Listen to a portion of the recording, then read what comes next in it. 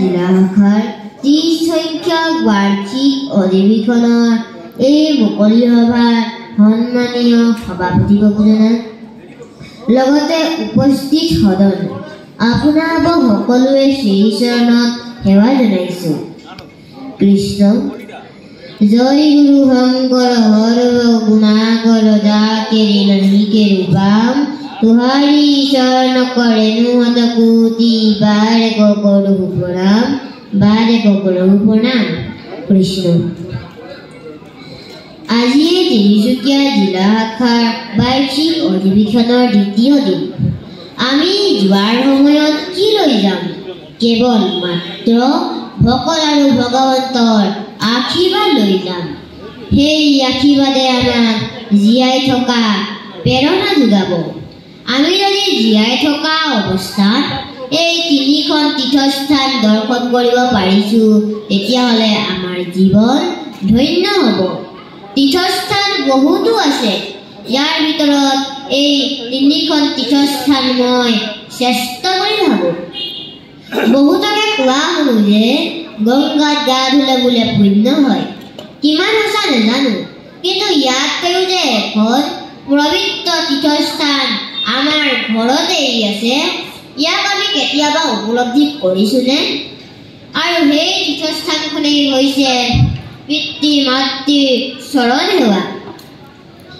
কিছুমান ব্যক্তিয়ে পিতৃ মাতৃৰ চৰণ সেৱা কৰা দূৰৰে কথা, বন্ধ কোঠাত আবদ্ধ হৈ অকণমান পানীৰ বাবে চিঞৰি চিঞৰি মৃত্যুক সাৱটি ল'বলগীয়া হয়। তথাপিও পিতৃ মাতৃক খবৰ ল'বলৈ সময়ে নাই। ভাবি চাওকচোন কিমান কষ্টৰ কথা।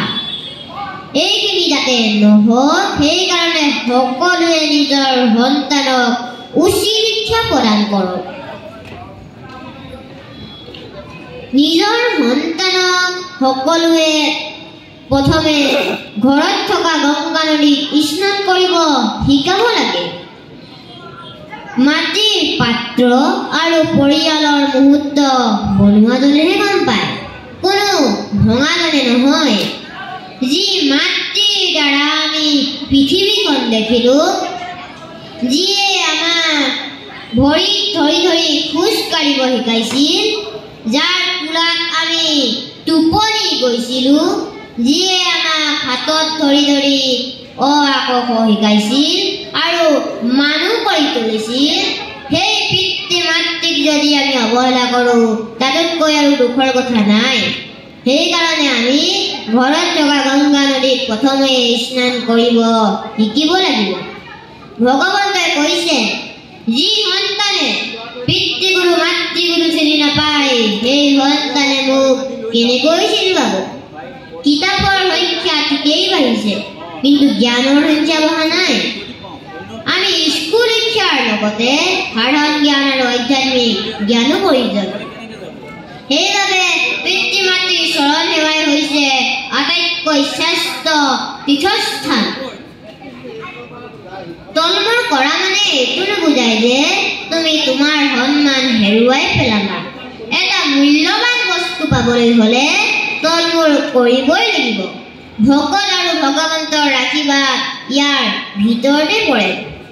গতিকে দ্বিতীয় তীৰ্থস্থানখন হৈছে আমি যে পুৱা গধূলি ভগৱন্তক নেদেখাজনক প্ৰাৰ্থনা কৰোঁ, এয়া হৈছে দ্বিতীয় তীৰ্থস্থান। আমি ভগৱন্তক পাবলৈ হ'লে কোনো কাঠি গঞা যাব নালাগে। ভগৱন্ত সকলোতে বিৰাজমান, কেৱল মাত্ৰ একাগ্ৰতা আৰু দৃঢ় বিশ্বাসৰ প্ৰয়োজন। আমি যে ভগৱন্তক তামোল বান্ধি কি কওঁ আৰু, হে প্ৰভু আজি তোমাক মই 10 টকা দিছোঁ, কাইলৈ আপুনি মোক 100 টকা দিব, এই বুলি কওঁনে বাৰু? আচলতে এইটো নহয়। ভগৱন্ত এইটো নাচায় যে আমি দামী কাপোৰ পিন্ধিছোঁ নে সস্তীয়া কাপোৰ পিন্ধিছোঁ, আমি টোপোলাত কি দিছোঁ, ভগৱন্ত এইটো নাচায়।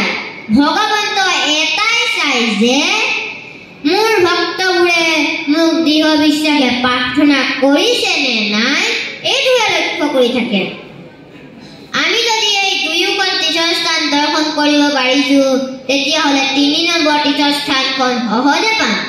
আৰু এই 3 নম্বৰ তীৰ্থস্থানখনেই দৰ্শন, যাক আমি সকলোৱে দ্বিতীয় বৈকুণ্ঠপুৰী বুলি কওঁ। ইয়াত কেৱল ৰাম নামৰে প্ৰভাৱ পৰি থাকে, কেৱল মাত্ৰ ভকত আৰু ভগৱন্তৰ কথা। যিসকল ব্যক্তিয়ে প্ৰাৰ্থনা কৰোঁতে আনৰ ভালৰ কথা ভাবে, সেইসকল ব্যক্তি ওচৰলৈ প্ৰথম আহে। যি তোমাৰ বাহিৰত আছে সি নহয়, যি তোমাৰ ভিতৰত আছে সিহে এদিন তোমাক ওপৰলৈ লৈ যাব।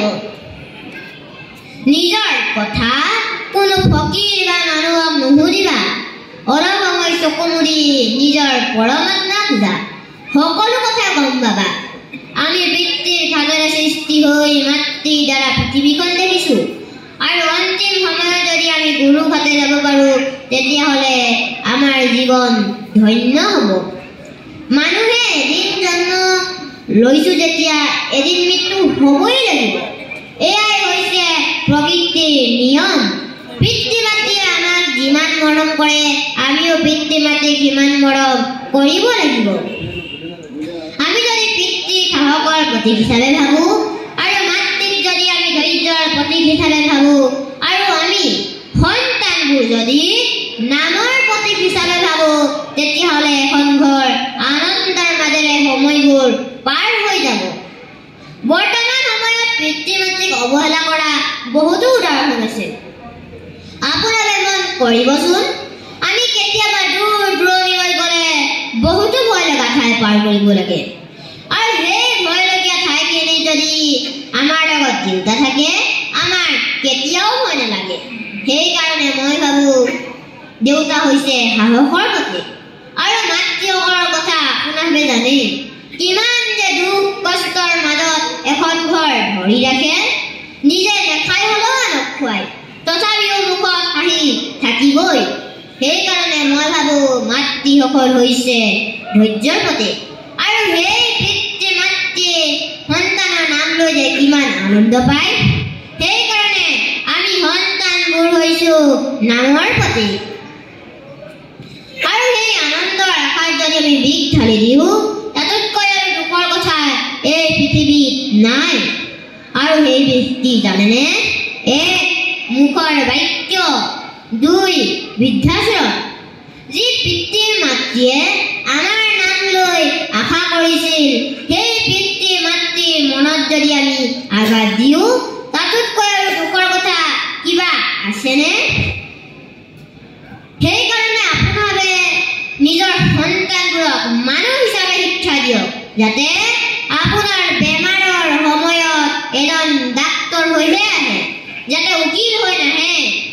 আপোনালোকে এটা কথা মন কৰিব যে পিতৃৰ ধমক খোৱা সন্তান, গুৰুৰ ধমক খোৱা শিষ্য, আৰু গুণাৰীৰ দ্বাৰা পিতন খোৱা সোণ সদায় অলংকাৰ হৈহে ওলাই আহে।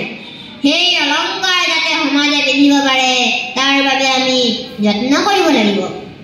গতিকে অবাঞ্ছিত ঘটনাবোৰ নঘটিবৰ কাৰণে এই শ্ৰীমন্ত শংকৰদেৱ সংঘই কি কৰিলে? যুৱক যুৱতীসকলৰ কাৰণে সেৱা বাহিনী গঠন কৰিলে। সেৱাই হ'ল সেৱা বাহিনীৰ মূল লক্ষ্য আৰু উদ্দেশ্য। আপোনাৰ যদি কোনোবাই অপমান কৰে তাৰ উত্তৰ তৰ্কৰে নহয়, তাৰ উত্তৰ কৰ্মৰে দিব লাগিব। বৰ্তমান আধুনিকতাই আমাক কি পৰিৱৰ্তন কৰিলে? শিক্ষা মানে কেৱল ইংৰাজীকে নুবুজায়, আধুনিকতা মানে কেৱল কমকৈ কাপোৰ পিন্ধা নুবুজায়। যি শিক্ষাই আনৰ হাতত বিক্ৰী হ'বলৈ শিকায়, সেই শিক্ষা লোৱাতকৈ জদামূৰ্খ হোৱা বহু গুণেই ভাল। আমি ভগৱন্তক যদি মানিব বিচাৰোঁ তেতিয়াহ'লে পুৰণিকলীয়া নিয়মবোৰ মানি চলিলেই হ'ব। আমি যদি ভগৱন্তক জানিব বিচাৰোঁ তেতিয়াহ'লে অধ্যয়ন কৰিবই লাগিব। ভগৱন্তই সকলোকে এই চকুৰযোৰ একেধৰণেই দিছে, কিন্তু ইয়াৰ চোৱাৰ দৃষ্টিহে বেলেগ বেলেগ। আমাৰ এই চকুৰযোৰে পৃথিৱী সকলো বস্তু দেখা পায়, কিন্তু এই চকুত সোমোৱা পোক বা কুটা এই চকুৰযোৰে কেতিয়াও দেখা নাপায়। আমাৰো ঠিক একেই, আমি নিজৰ ভুলবোৰ কেতিয়াও দেখা নাপাওঁ। কাৰোবাৰ ৰূপটো যদি দেখাত বেয়া, তাক সুন্দৰ চৰিত্ৰ এটাৰে ঢাকি ৰাখিব পাৰি, কিন্তু কাৰোবাৰ চৰিত্ৰটোৱে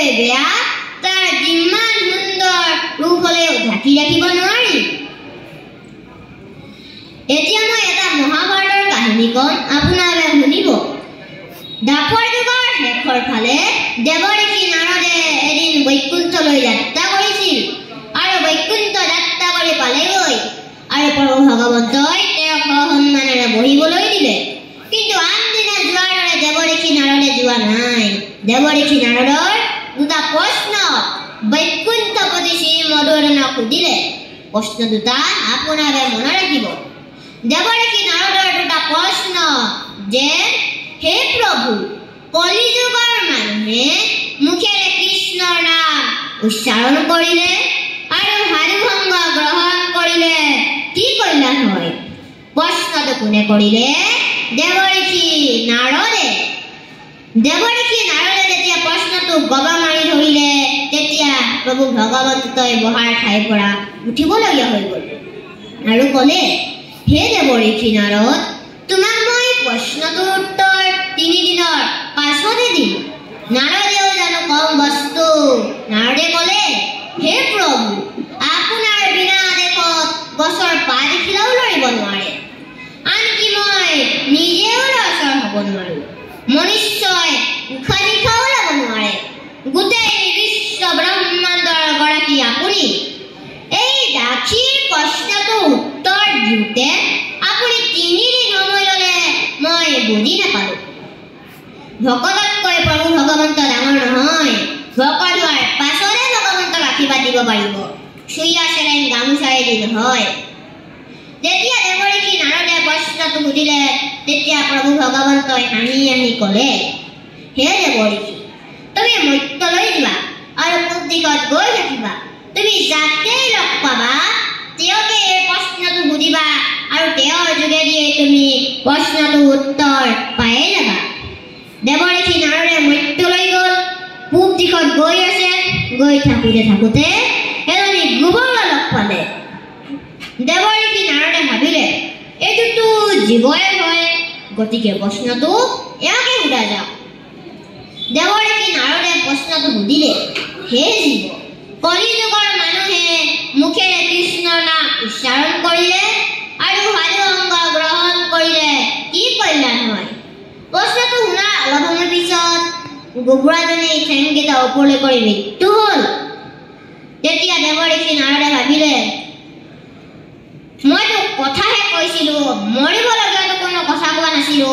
দেৱঋষি নাৰদে পুনৰবাৰ বৈকুণ্ঠলৈ গৈ বৈকুণ্ঠপতি শ্ৰী মধুসূদনক অৱগত কৰিলে। বৈকুণ্ঠপতি শ্ৰী মধুসূদনে ক'লে, নহয় নহয় দেৱঋষি, তুমি আৰু দিব পাবা নহয়, তুমি আগুৱাই গৈ থাকা। দেৱঋষি নাৰদে পুনৰবাৰ মৰ্ত্যলৈ আহিল আৰু পূব দিশত গৈ আছে। গৈ থাকোঁতে এজনী চেউৰী গৰু লগ পালে। দেৱঋষি নাৰদে চেউৰী গৰুজনী ওচৰলৈ ক'লে, হে জীৱ, তুমি যদি কিবা আনন্দ অৱতাৰ ধাৰণ কৰিছা সেয়াও মই নাজানো। তোমাক মই ভক্তি ভাৱেৰে দুটা প্ৰশ্ন সুধিম, তুমি মোক উত্তৰ দিবা। হে জীৱ, কলিযুগৰ মানুহে মুখেৰে কৃষ্ণৰ নাম উচ্চাৰণ কৰিলে আৰু সাধুসংগ গ্ৰহণ কৰিলে কি কল্যাণ হয়? প্ৰশ্নটো শুনা অলপ সময় পিছত চেউৰী গৰুজনী ঠেংকেইটা ওপৰলৈ কৰি দীঘাখন দীঘলকৈ মেলি মৃত্যু হ'ল। দেৱঋষি নাৰদে ভাবিলে, মইতো এতিয়া গো হত্যা কৰিলো, পুনৰবাৰ বৈকুণ্ঠলৈ যাব নোৱাৰো। এই বুলি ভাবি দুখ মনেৰে দেৱঋষি নাৰদে আগুৱাই গৈ থাকিল। দেৱঋষি নাৰদে কিছু দূৰ যোৱাৰ পিছত এজোপা গছৰ তলত প্ৰায় 2-3 মহীয়া শিশু এটা অমলি থকা দেখা পালে। দেৱঋষি নাৰদে ভাবিলে, এইটো আকৌ কি বস্তু? দেৱঋষি নাৰদে শিশুটোৰ ওচৰলৈ ক'লে, হে বালক, তুমি দেৱতা হ'লেও মই নাজানো, মনুষ্য হ'লেও নাজানো, দেৱ শিশু হ'লেও নাজানো, কিন্তু তোমাক দেখাই শুনাই দেৱতুল্য শিশু যেন লাগিছে। হে বালক, তোমাক মই ভক্তি ভাৱেৰে দুটা প্ৰশ্ন সুধিম, তুমি মোক উত্তৰ দিবা। কলিযুগৰ মানুহে মুখেৰে কৃষ্ণৰ নাম উচ্চাৰণ কৰিলে আৰু সাধুসংগ গ্ৰহণ কৰিলে কি কল্যাণ হয়? প্ৰশ্নটো শুনাৰ লগে লগে শিশুটোৱে খুব হাঁহিবলৈ ধৰিলে আৰু ক'লে, হে দেৱঋষি নাৰদ, তুমি মৰ্ত্যলৈ প্ৰথমবাৰ আহোঁতে এজনী গোবৰ লগ পাইছিলানে বোলে? হয়, পাইছিলো, সেয়া ময়েই আছিলো। আকৌ যেতিয়া দ্বিতীয়বাৰ মৰ্ত্যলৈ আহিছিলা এজনী চেউৰী গৰু লগ পাইছিলানে বোলে? আছিলো। এতিয়া মই আহি আহি মনুষ্যলৈ উত্তৰণ ঘটিল। হে দেৱঋষি নাৰদ, আপুনিয়ে কৃষ্ণৰ দাস, আপুনিয়ে মহা সাধু। আপোনাৰ সং পোৱাৰ লগে লগে মোৰ গোবৰ পৰা চেউৰী গৰুলৈ উত্তৰণ ঘটিল। আকৌ তুমিয়ে মোক লগ দিলা। এতিয়া আমি সৰ্বশ্ৰেষ্ঠ নৰতনু। সাধুৰ মহিমা আপোনালোকে মোক কৰিছেনে? দেৱঋষি নাৰদে নাৰায়ণ বুলি বিনখন বজাই দিয়াৰ লগে লগে সন্মুখত ভগৱন্তৰ চৈতন্য ৰূপটো দেখা পায়। গতিকে এয়া হৈছে দ্বিতীয় বৈকুণ্ঠপুৰী। ইয়াত কাৰো মনত দুখ নাই, সকলোৰে মনত আনন্দ আছে। কেৱল মাত্ৰ ভকত আৰু ভগৱন্তৰ কথাহে ভাবি আছে। আমি যে জীৱশ্ৰেষ্ঠ মানুহ হৈও মিছা বান মাতো, সেয়াহে ডাঙৰ কথা। আপোনাক এইফালে কিন্তু নামাতে, আমাৰ ফালে কিন্তু মাতে। আনকি মই নিজেও মাতো। কেনেকৈ বাৰু জানেনে? আপোনাক মই এটা উদাহৰণ দিম, আপোনালোকে শুনিব। নাম প্ৰসংগ চলি থকা অৱস্থাত আমি মিছামান মাতো। নামাচাৰ্যই নাম প্ৰসংগ কৰি আছে, শৰাই দুৱাপান সদায় ধৰি আছে, আমিও লগত গাই আছো, তথাপিও আমি মিছামান মাতি আছো। মই কোৱা কথা নহয়, মোৰ প্ৰাণৰ বান্ধৱ উইদ আত্মাই কোৱা কথা।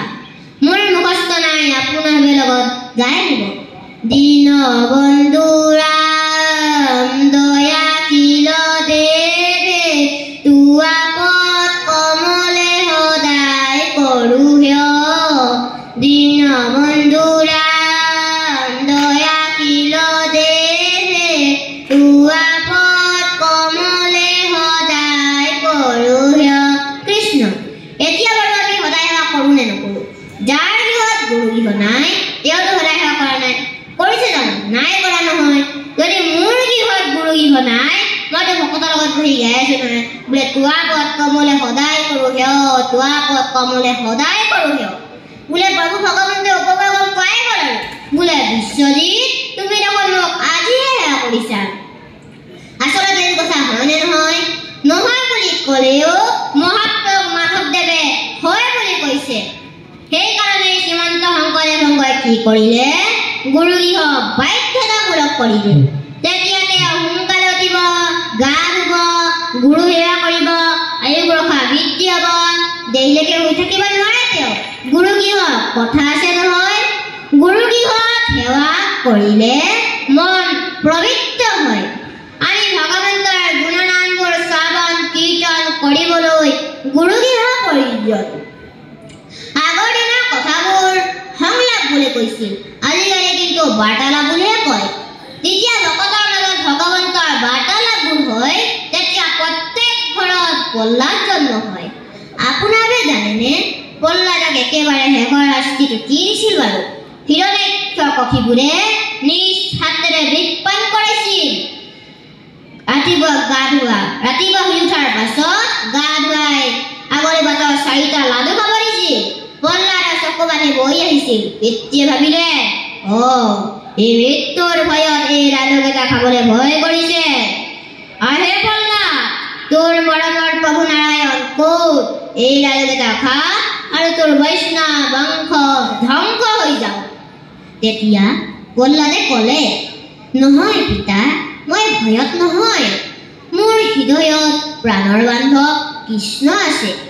মই জানি শুনি বাৰু তেওঁক কেনেকৈ বিপান কৰা পিতা? দিয়া পিতা দিয়া। এই বুলি কৈ প্ৰহ্লাদে লাডুকেইটা খাই দিলে। কি বুলি খালে? ত্ৰাহে মধুসূদন ত্ৰাহে হৰি বুলি খাই দিলে। ত্ৰাহে হৰি বুলি খাই দিলে। ওম নমো ভগৱতে বাসুদেৱায়, ওম নমো ভগৱতে বাসুদেৱায়, ওম নমো ভগৱতে বাসুদেৱায়। প্ৰহ্লাদ মৰিলে বাৰু? নমৰিল।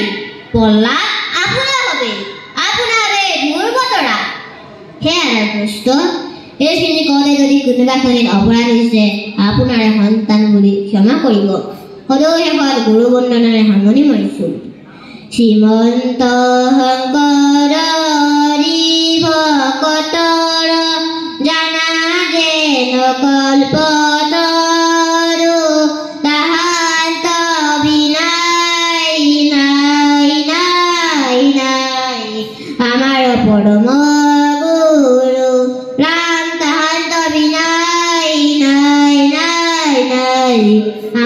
পৰম